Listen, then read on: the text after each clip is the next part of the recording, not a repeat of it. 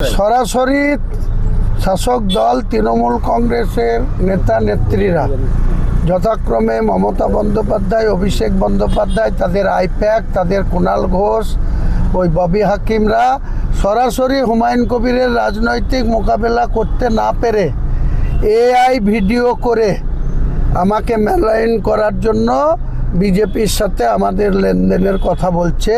আমি চ্যালেঞ্জ করছি আপনাদের মাধ্যমে মমতা ব্যানার্জি, অভিষেক ব্যানার্জি, ববি হাকিম আর কুণাল ঘোষকে, এটা যদি প্রমাণ দিতে পারে, 1000 কোটি তো দূরের কথা, 1 কোটি টাকার কোনো লেনদেনের যদি প্রমাণ করতে পারে, তাহলে আমি রাজনীতির ময়দান থেকে সরে আসব, মানুষের কাছে ভোট চাইব না।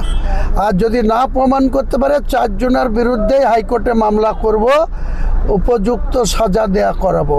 আমাকে রাজনৈতিকভাবে মোকাবেলা করতে না পেরে আমাকে ভয় পেয়েছে, তাই আমার বিরুদ্ধে চক্রান্ত করছে। আমার হেলিকপ্টার নামা ওঠার পারমিশন দিচ্ছে না, বিভিন্ন রকমভাবে, যেখানে দীপক অধিকারী সে যেখানে সেখানে হেলিকপ্টার নামাতে পারছে, যেখানে অভিষেক যেখানে সেখানে হেলিকপ্টার নামাতে পারছে, যেখানে মমতা ব্যানার্জি মুখ্যমন্ত্রী সে যা খুশি তাই করছে, আর আমাদেরকে এইভাবে ব্যারিকেড করার চেষ্টা হচ্ছে, আমাদের এইভাবে বদনাম করার চেষ্টা হচ্ছে।